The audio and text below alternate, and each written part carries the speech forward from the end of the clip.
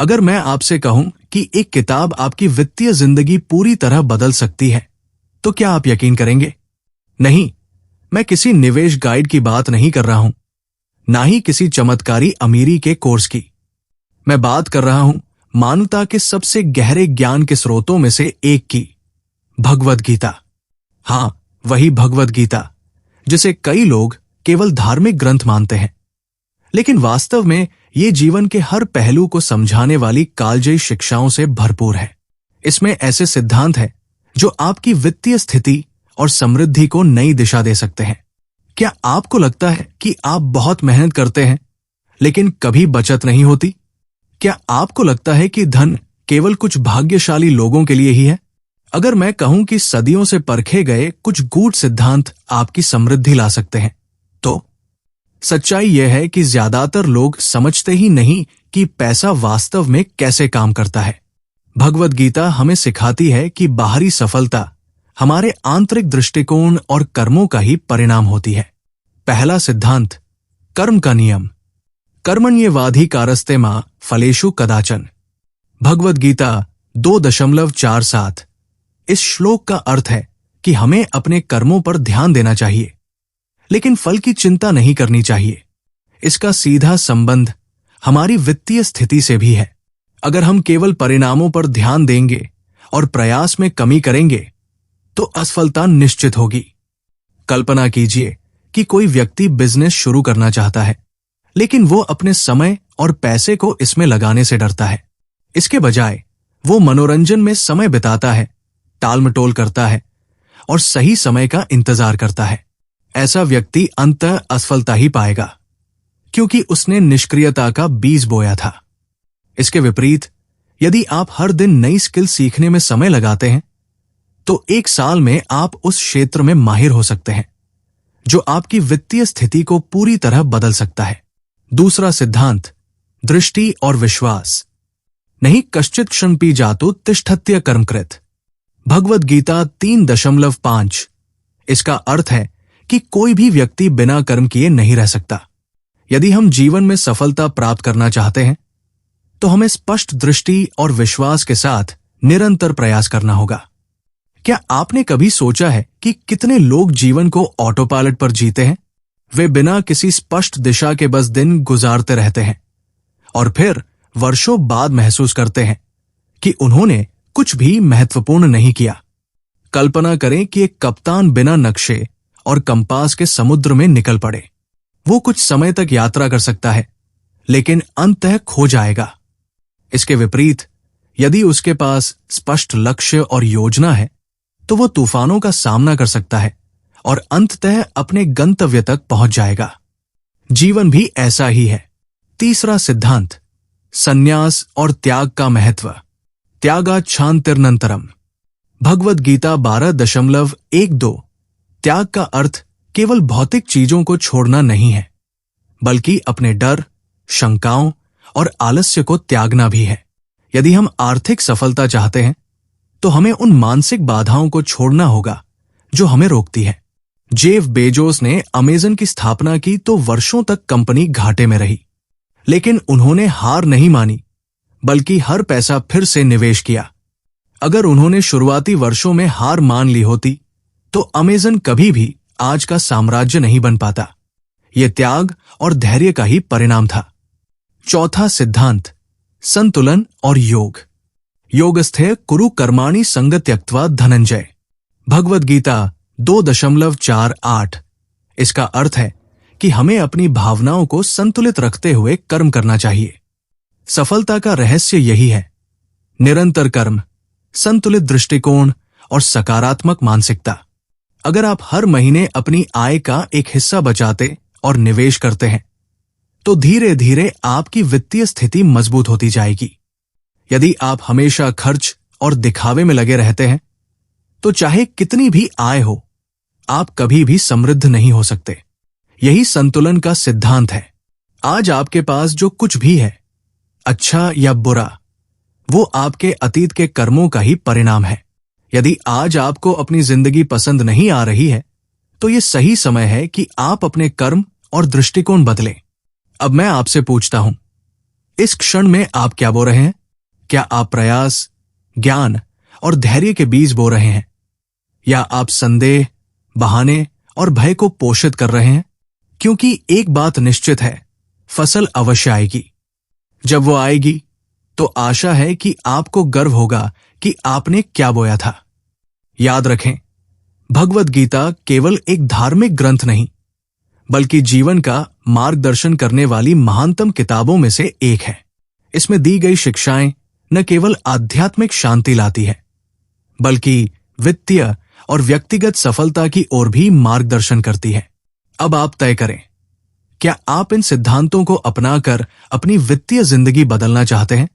भगवद गीता हमें जीवन के महत्वपूर्ण पाठ सिखाती है, जो हमारे वित्तीय और व्यक्तिगत विकास के लिए अत्यंत आवश्यक है। वॉल्ट डिज्नी के बारे में सोचें। जब उन्होंने कहा कि वो पृथ्वी पर सबसे खुशहाल जगह बनाना चाहते हैं, तो कई लोगों ने उन पर हंसी उड़ाई। लोगों ने कहा कि ये एक मूर्खतापूर्ण सपना था, असंभव था, आर्थिक रूप से अव्यावहारिक था। लेकिन उनकी दृष्टि इतनी स्पष्ट थी और उनका विश्वास इतना अटूट था कि उन्होंने दिवालियापन, अस्वीकृति और विशाल चुनौतियों का सामना किया और अपने सपने को वास्तविकता में बदला। आज दुनिया भर में लाखों लोग उनके पार्कों का दौरा करते हैं और उनके द्वारा बनाई गई जादू की दुनिया से मंत्रमुग्ध हो जाते हैं।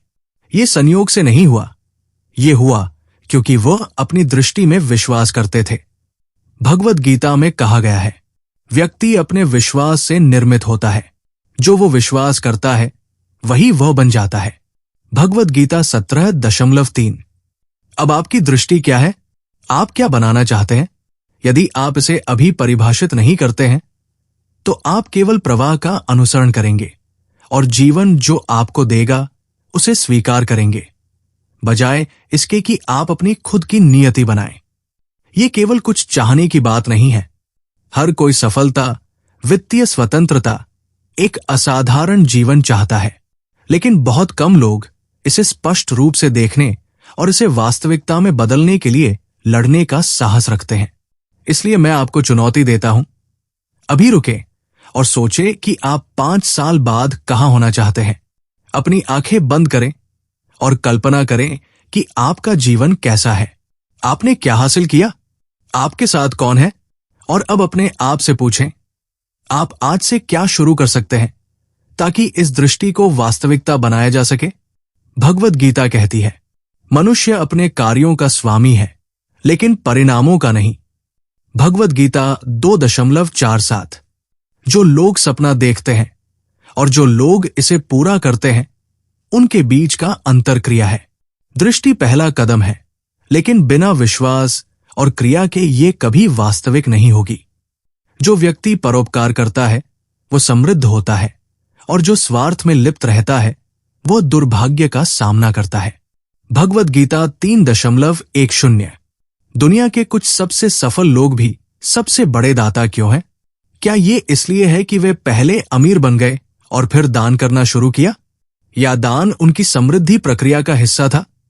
सच्चाई यह है कि उदारता केवल नैतिक कार्य नहीं है, बल्कि एक शक्तिशाली आर्थिक और मनोवैज्ञानिक सिद्धांत भी है। किसी भी बड़ी सफल कंपनी के बारे में सोचें, उनके पास क्या समानता है? वे समस्याओं का समाधान करती है, मूल्य प्रदान करती है और किसी न किसी तरह से लोगों के जीवन को बेहतर बनाती है। जो अपने लिए ही जीता है वो निराशा को प्राप्त करता है, लेकिन जो सबके हित में कार्य करता है वो सच्ची संतुष्टि प्राप्त करता है। भगवद गीता 5.25। इसलिए उदारता केवल दान तक सीमित नहीं है, यह आपके ज्ञान, समय और संसाधनों को सही जगह निवेश करने का भी विषय है। जितने अधिक लोगों की आप मदद करेंगे, उतनी ही समृद्धि स्वाभाविक रूप से आपके पास आएगी। अब अपने जीवन के बारे में सोचें, क्या आप केवल इकट्ठा कर रहे हैं और जितना हो सके पकड़ कर रख रहे हैं खोने के डर से, या आप अपने आसपास की दुनिया में योगदान कर रहे हैं? क्योंकि सब कुछ अपने पास रखना डर का प्रतीक है, और डर सफलता का एक मौन दुश्मन है। भगवद गीता कहती है, मूर्ख अपनी क्रोध को पूरी तरह व्यक्त करता है, लेकिन बुद्धिमान इसे नियंत्रित करता है। जो हारने से डरते हैं वे कभी वास्तव में नहीं जीतते। यदि आप सफलता चाहते हैं तो आपको पहले देना सीखना होगा।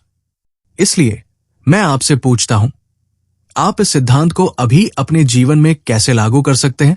आप अपने ज्ञान, समय और कौशल के साथ अधिक उदार कैसे हो सकते हैं? क्योंकि अंततः समृद्धि केवल उस चीज से नहीं आती जो हम इकट्ठा करते हैं, बल्कि उससे आती है जो हम साझा करते हैं। यदि कोई एक चीज है जो सफलता प्राप्त करने वालों और असफल होने वालों के बीच अंतर पैदा करती है, तो वो है भावनाओं को नियंत्रित करने की क्षमता। भगवद गीता में भगवान श्री कृष्ण अर्जुन को यही सिखाते हैं कि आत्मसंयम और मन को नियंत्रण में रखना ही सच्ची बुद्धिमत्ता का लक्षण है।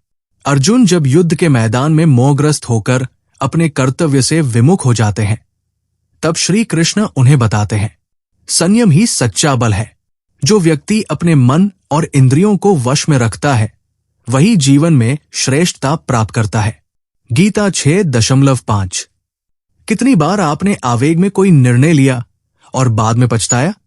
कितने अवसर आपने खो दिए क्योंकि बिना सोचे समझे त्वरित प्रतिक्रिया दी?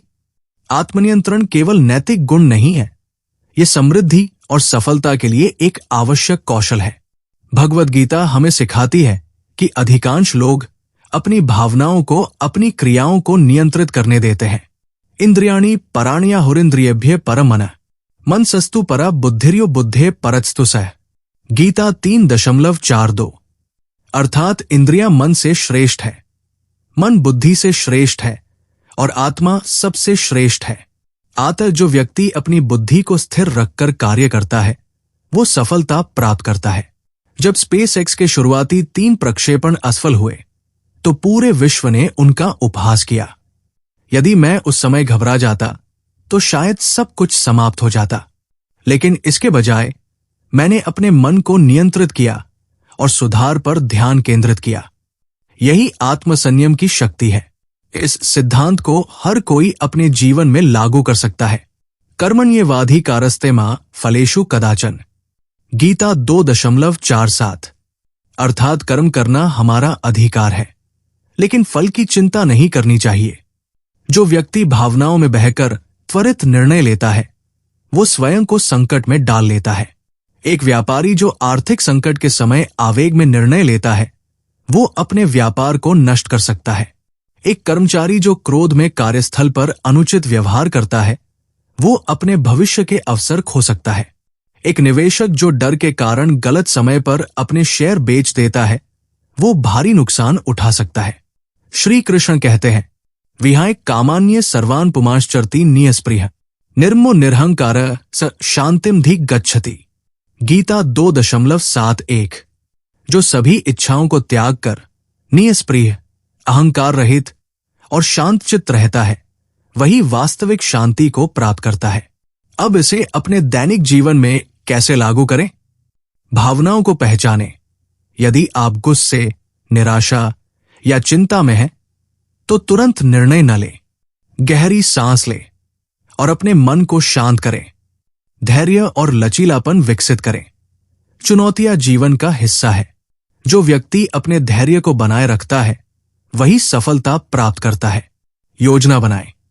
यदि आपको पहले से पता हो कि कठिनाइयों का सामना कैसे करना है तो आप भावनाओं में बहने से बच सकते हैं। भगवान श्री कृष्ण स्वयं इस सिद्धांत के जीवंत उदाहरण हैं। जब महाभारत का युद्ध चल रहा था तब वे अपने मन को पूर्णतः स्थिर रखकर प्रत्येक परिस्थिति का सामना करते हैं।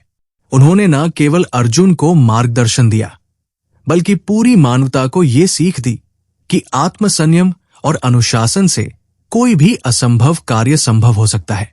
इसी प्रकार इतिहास में भी कई महान व्यक्तियों ने आत्मसंयम के बल पर सफलता प्राप्त की। वॉरेन बफेट जब आर्थिक संकट के समय भी शांत रहे और उन्होंने सही अवसर का लाभ उठाया तो वे दुनिया के सबसे सफल निवेशकों में से एक बन गए। श्री कृष्ण कहते हैं, युक्ताहार विहारस्य युक्त चेष्टस्य कर्मसु युक्त स्वप्नावबोधस्य योगो भवति दोखा। गीता 6.17। अर्थात जो व्यक्ति संतुलित भोजन, आचरण, कार्य, निद्रा और जागरूकता को अपनाता है वही योग और आत्म संयम के माध्यम से सभी दुखों का नाश कर सकता है। अब आप अपनी स्वयं की यात्रा पर विचार करें। क्या आप अपने मन को नियंत्रित कर रहे हैं या मन आपको नियंत्रित कर रहा है? क्या आप भय, निराशा या क्रोध के कारण अपने भविष्य को प्रभावित कर रहे हैं? यदि आप वास्तव में सफलता चाहते हैं तो आपको आत्म संयम और अनुशासन सीखना होगा। उद्धरेदात्मनात्मान नात्मानमवसादयेत् आत्मैव ह्यात्मनो बंधुरात्मैव रिपुरात्मना। गीता 6.5। अर्थात व्यक्ति को स्वयं ही अपना उद्धार करना चाहिए, स्वयं को गिराना नहीं चाहिए, क्योंकि व्यक्ति स्वयं ही अपना मित्र और स्वयं ही अपना शत्रु होता है। इसलिए केवल प्रेरणा से कुछ नहीं होता, अनुशासन और कड़ी मेहनत ही असली सफलता दिलाती है। जो व्यक्ति अपने मन को नियंत्रित करता है वही अपने भविष्य को नियंत्रित करता है। आज से ही अभ्यास करें, क्योंकि ज्ञान बिना कर्म के केवल जानकारी मात्र है। आत्मसंयम और अनुशासन अपनाइए और सफलता आपके कदम चूमेगी। दुनिया कर्मयोगियों से भरी है, लेकिन जो सतत प्रयास नहीं करते वे आगे नहीं बढ़ते। गीता में श्री कृष्ण अर्जुन से कहते हैं, कर्मण्येवाधिकारस्ते मा फलेषु कदाचन। भगवद गीता 2.47। अर्थात तुम्हारा अधिकार केवल कर्म करने में है, फल की चिंता मत करो।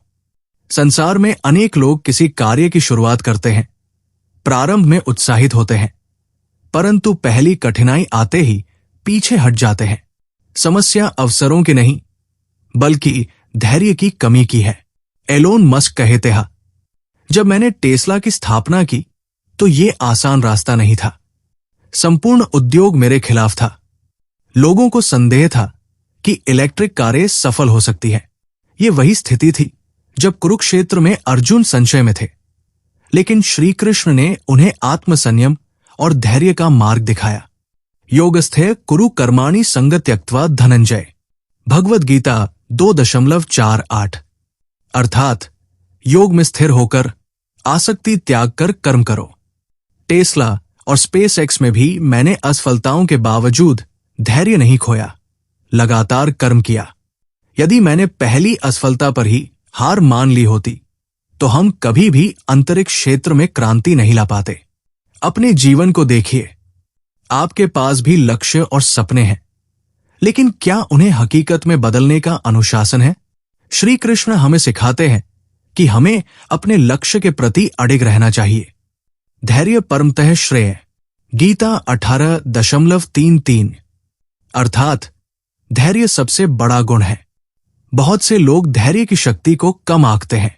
वे त्वरित परिणाम चाहते हैं, लेकिन सफलता निरंतर अभ्यास से मिलती है। स्टैनफोर्ड विश्वविद्यालय के अध्ययन भी यही कहते हैं कि आत्मसंयम और अनुशासन सफलता के प्रमुख कारक है। गीता भी यही संदेश देती है कि जो व्यक्ति अपने मन को वश में कर लेता है वही सच्चा विजेता बनता है। उद्धरेदात्मनात्मान नात्मानमवसादयेत्। भगवद गीता 6.5।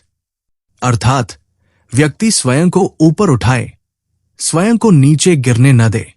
यदि आप अपने कार्य में अनुशासन नहीं रखेंगे तो कोई और आपकी सहायता नहीं कर सकता। उदाहरण के लिए अर्नोल्ड श्वार्ज़नेगर का जीवन देखें। उन्होंने कड़ी मेहनत से अपनी काया का निर्माण किया, हर दिन अनुशासन का पालन किया। उन्होंने आलोचनाओं की परवाह नहीं की, बल्कि अपने लक्ष्य की ओर बढ़ते रहे। यदि वे पहली विफलता पर रुक जाते तो कभी महान नहीं बन पाते। ये वही सिद्धांत है जो गीता हमें सिखाती है। अब स्वयं से पूछें, क्या मैं अपने लक्ष्य के प्रति समर्पित हूं? क्या मैं बिना त्वरित परिणाम देखे निरंतर प्रयास कर सकता हूं? क्या मैं कर्मयोग का पालन कर रहा हूं? श्री कृष्ण कहते हैं, सिद्ध सिद्ध्यो समो भूत्वा समत्व योग उच्यते। भगवद गीता 2.48। अर्थात सफलता और असफलता में समान भाव रखते हुए कर्म करना ही सच्चा योग है। ये संसार केवल उन लोगों को पुरस्कृत करता है जो अपने विचारों को कर्म में बदलते हैं। इसलिए यदि आप अपने जीवन में महान उपलब्धियां प्राप्त करना चाहते हैं तो गीता का ये उपदेश अपनाइए। धैर्य और अनुशासन के साथ अपने लक्ष्य की ओर बढ़िए। यही वास्तविक सफलता का मार्ग है।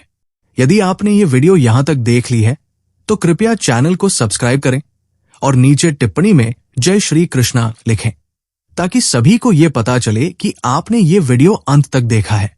धन्यवाद।